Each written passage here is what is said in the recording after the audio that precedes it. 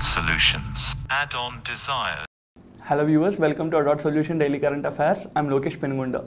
This session is mainly designed for aspirants preparing for banking, groups and such other competitive examinations. We cover news articles from both The Hindu and The Indian Express. Make use of this session. Let's look into our first article. The first installment of HDRF has been released by the Union Government. So we'll see the HDRF.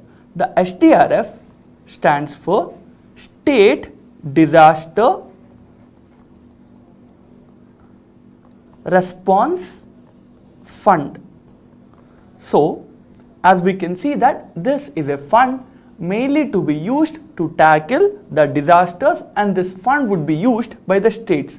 So this is a fund that every state have to maintain. So every state will have HDRF fund, and the states can set up the HDRF funds through the Disaster Management Act of 2005. When the 13th Finance Commission was commissioned, when the 13th Finance Commission was set up, this commission has recommended for the setting up of the HDRF. So what will be the main purposes of the HDRF when there is an earthquake, or when there is a cyclone, or when there is a tsunami or fire? This HDRF funds would be utilized by the states to tackle these issues. And also you should note that the money for this HDRF funds mainly come from the Union Government. So for general states, 75% of the funds would be given by the Union Government, whereas for special states, 90% of these funds would be given by the Union Government. So what are the special states that get more funds compared to the normal or general states? So states such as the northeastern states, the state of Sikkim, Jammu and Kashmir, Himachal Pradesh and Uttarakhand. These are called as the special states. So what we need to understand is the northeastern states along with the Himalayan states. So we can call these four states as Himalayan states. So the northeastern states along with Himalayan states are called as special states, and they get a higher amount of allocation by the Union Government when it comes to the HDRF funds. Next, the United States government has cleared the sale of 6 P-8I patrol aircraft to India. So what is this P-8I aircraft that have been approved by the United States government to be sold to India? In the image you can see the P-8I aircraft. It is a maritime observing aircraft. It is a maritime surveillance aircraft. This aircraft is designed and developed by a firm called as Boeing. This is a United States firm. So what is the importance and significance of buying this aircraft by India? We have seen the Chinese government and the Chinese Navy entering the Indian Ocean and other areas in the Indian subcontinent. So for this reason we need to have a clear-cut surveillance mechanism on the enemy ships from both the China and the Pakistan. So this is the reason why the Ministry of Defense has procured them. Next, it is stated that the Serum Institute of India also planned to open a new factory abroad, but we'll just see a topic relating to the Y security being provided to Mr. Adar Poonawalla, who is the head of the Serum Institute of India. So we'll discuss about Y security. This is a type of security generally given to VIPs for their protection. So what are the other types of securities that the Union Government provides? These can be the X category security, Y category security, Z category security, Z plus category security, and also the Prime Minister of the country will be given the SPG or the Special Protection Group security. So in India you have mainly 5 types of securities, and the SPG security is only given to the Prime Minister of the country. So when you have a question which is talking about the types of securities in the country, or if it is giving in the options that choose the correct security criteria or securities given to various VIPs in the country, you should note that only X, Y, Z and Z plus category securities are provided to VIPs. Next, there is an article talking about BHIM UPI transactions going down in the month of April. So we'll see about the BHIM UPI. BHIM stands for Bharat Interface Mechanism.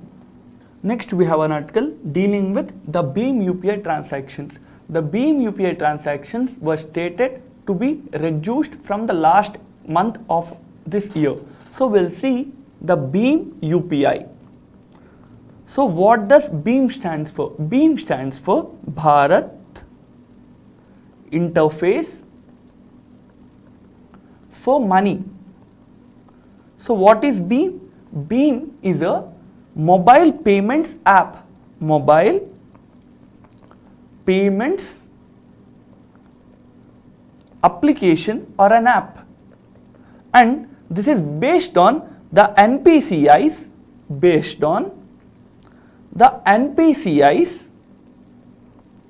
UPI.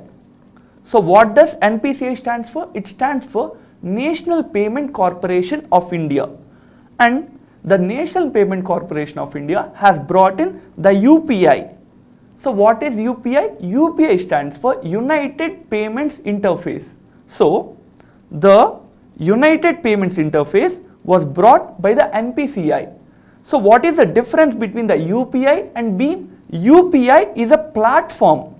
It is a platform to send money in real time, whereas BHIM is an application which uses this platform. So you have the UPI platform being used by other applications as well, such as the PhonePe, the Google Pay. So all these applications use the UPI platform which was built or brought in by the NPCI. So similarly, we have the BHIM app which is brought by the government of the country and uses this application. So now we'll see about BHIM app in brief. BHIM app was first brought by the government in the year 2016, and in the year 2019 BHIM 2.0, that is a new application, an upgraded one, was brought in by the government. And which ministry is responsible for bringing in these applications? It is the MeitY. So what does MeitY stands for? It stands for Ministry of Electronics and Information Technology. And you should note that the BHIM 2.0 application supports the app in 16 languages, whereas the BHIM 1.0 or the BHIM which was brought in earlier in the 2016 year supports only 13 languages. So this is regarding the BHIM app and also the UPI.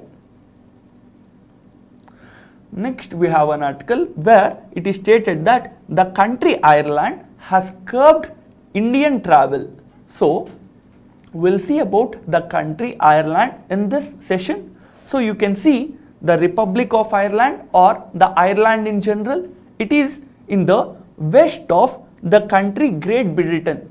So it is an island country which is lying west of the UK or the Great Britain. So also you can see that though the Ireland is a single island, 1/6 of the Ireland is separated and being administered by the United Kingdom. So you have one island and 1/6 of this island have been partitioned, and this 1/6 island is worked under the administration of the Union government.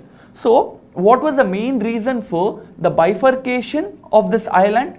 The northern island have people belonging to the sect which is majorly followed even by the people of Great Britain. So both in the Great Britain and in the Northern Ireland there exists a sect of Christianity which follows this, and in the Ireland in general other sect of Christianity lives. So they are divided based on the religious lines, and the capital of Ireland is Dublin.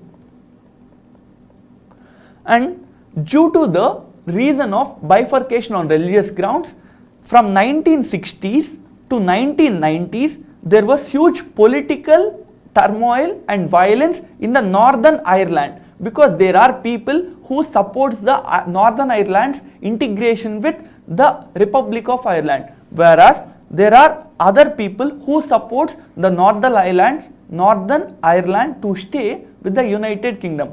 And finally there was an agreement. This agreement was called as Good Friday Agreement.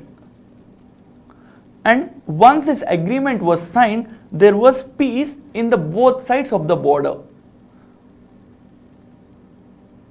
Next we have an article where Mr. Debu Chowdhury has passed away.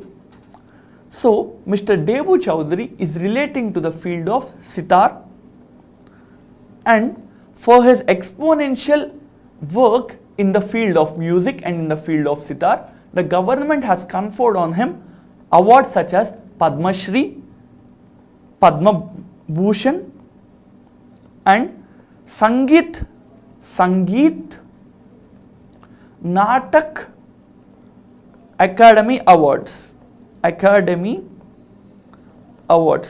So if you have a question which is asking about the relation of Debu Chowdhury, or if it is asking about Debu Chowdhury, then you should know that Mr. Debu Chowdhury is relating to the field of music and mainly in the field of sitar.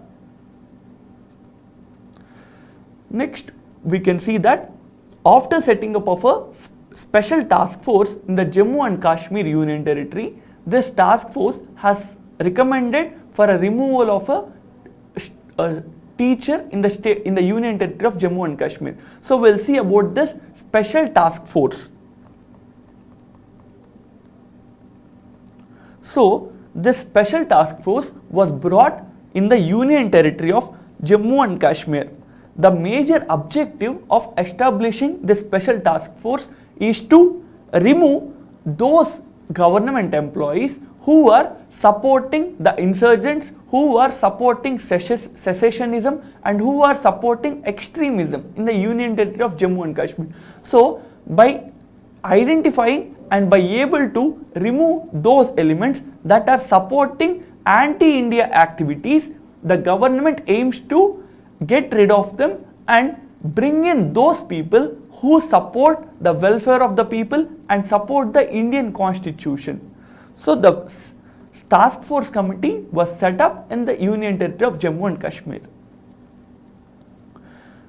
Next we have an article where nearly 1.5 lakh doses of Sputnik 5 has landed in India. So what is the Sputnik 5 that has landed in India? It is a COVID-19 vaccine. It is a COVID-19 vaccine, and this vaccine is developed by Russia, and Russia with the help of Dr. Reddy's lab is able to market these drugs in the country of India. So Sputnik is relating to the Russia and it is a COVID-19 vaccine. Next there is an article relating to field of sports. So there is the FIH Pro League in which India will be fighting against the New Zealand. So FIH Pro League is a tournament or a championship relating to the field of hockey. And with this we have covered all the relevant topics from both the newspapers and we have come to the end of this session. Inform about ADOT's initiative to your other aspirant friends. Thank you. Add-on Solutions. Add-on Desires.